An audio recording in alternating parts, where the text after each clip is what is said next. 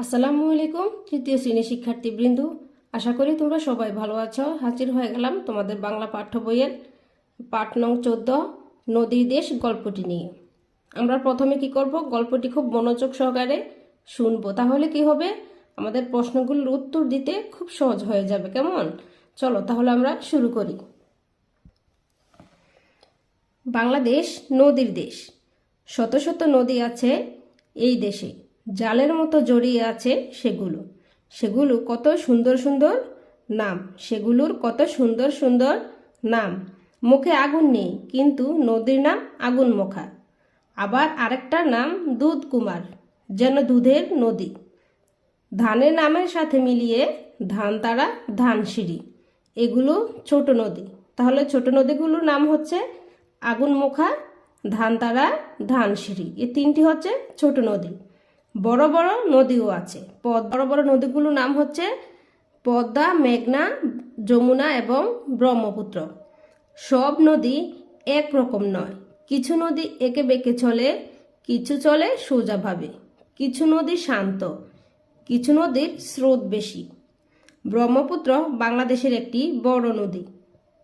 ব্রহ্মপুত্রের জন্ম হিমালয় পর্বতে।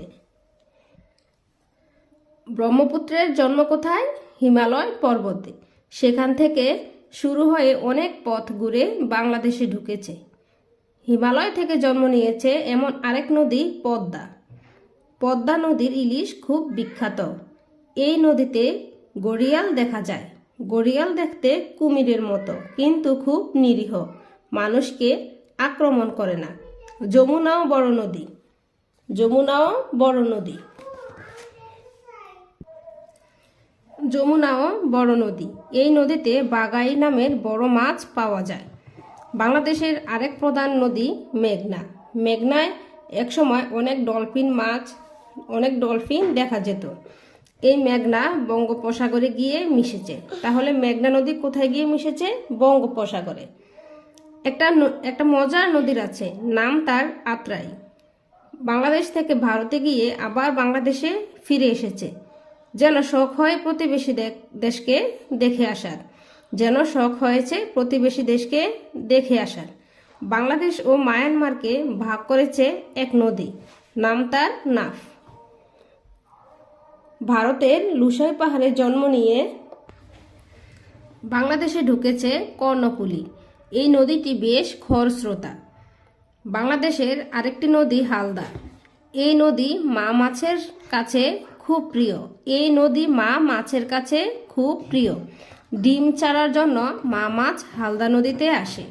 কিছু নদী বনের ভেতর দিয়ে গেছে, হরিণটানা, বলেশ্বর, নীলকমল, এরকম নদী।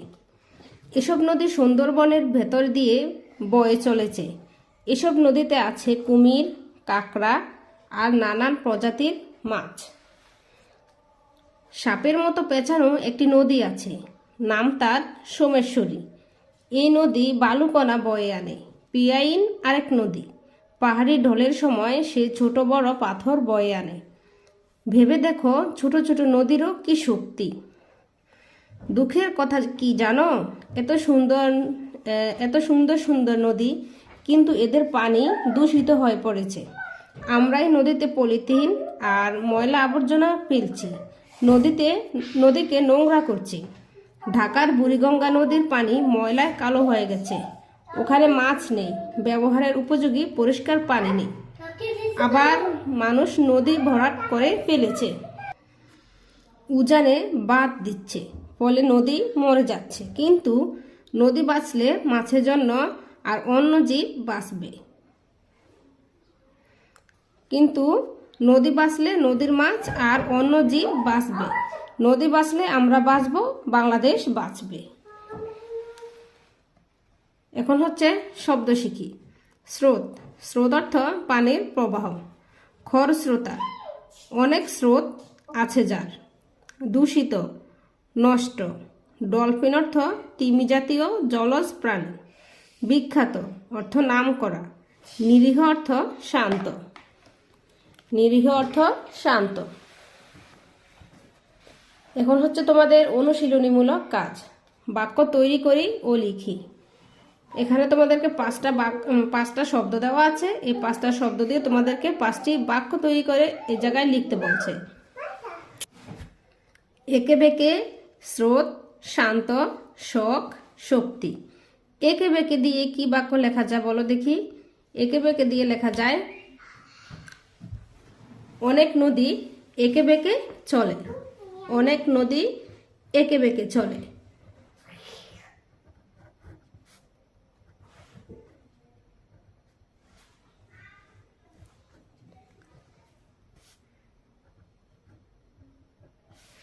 অনেক নদী একে বেঁকে চলে। স্রোত, স্রোত দিয়ে লেখা যায় নদীতে অনেক স্রোত হয়। নদীতে অনেক স্রোত থাকে। নদীতে অনেক স্রোত থাকে। শান্ত, শান্ত দিয়ে কি লেখা যায়? কিছু নদী শান্ত থাকে। কিছু নদী শান্ত থাকে। শখ, আমার বই পড়ার শখ। আমার বই পড়ার শখ। শক্তি, খাবার খেলে শক্তি বাড়ে। খাবার খেলে শক্তি বাড়ে। এখানে আমি আমার মতো করে পাঁচটা বাক্য লিখে দিয়েছি, তোমরা চাইলে তোমাদের মতো করে লিখতে পারো। কেমন? খাবার খেলে শক্তি বাড়ে। কি হলো তাহলে? নদী, অনেক নদী একে বেঁকে চলে। নদীতে অনেক স্রোত থাকে। কিছু নদী শান্ত থাকে। আমার বই পড়ার শখ। খাবার খেলে শক্তি বাড়ে। 2, সঠিক উত্তরটি বলি ও লিখি।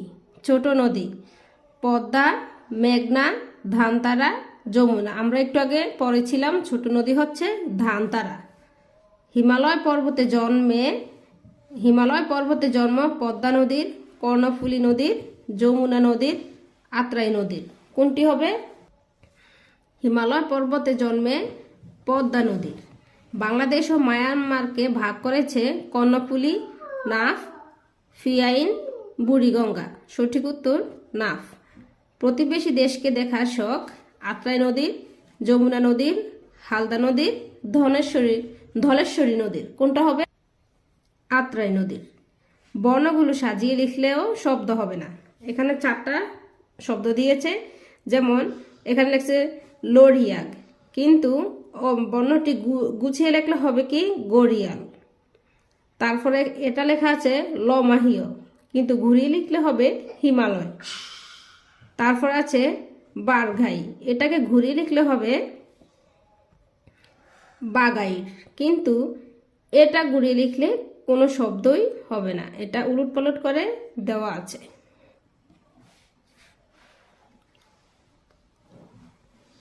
বর্ণগুলো সাজিয়ে লিখলেও শব্দ হবে না। ঘ নাম্বারটা। মিল করে বাক্য লিখি।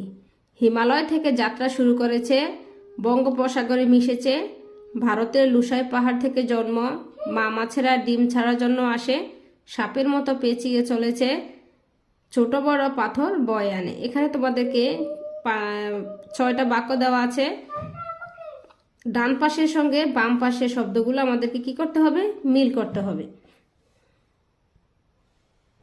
তোমাদের সুবিধার্থের জন্য আমি এখানে লিখে রেখেছি, যেমন হিমালয় থেকে যাত্রা শুরু করেছে পদ্মা নদী, বঙ্গোপসাগরে মিশেছে মেঘনা নদী, ভারতের লুসাই পাহাড় থেকে জন্ম কর্ণফুলী নদী, মা মাছেরা ডিম ছাড়ার জন্য আসে হালদা নদী, সাপের মতো পেঁচিয়ে চলেছে সোমেশ্বরী নদী, ছোট বড় পাথর বয়ে আনে পিয়াইন নদী। ছোট বড় পাথর বয়ে আনে পিয়াইন নদী। তোমাদেরকে ঠিক এই বাক্যগুলাই বইয়ের এই খালি জায়গায় লিখতে হবে, তবে তোমরা কিন্তু পেন্সিল দিয়ে লিখবে, কেমন?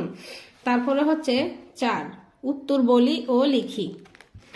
কোন নদীর ইলিশ বিখ্যাত?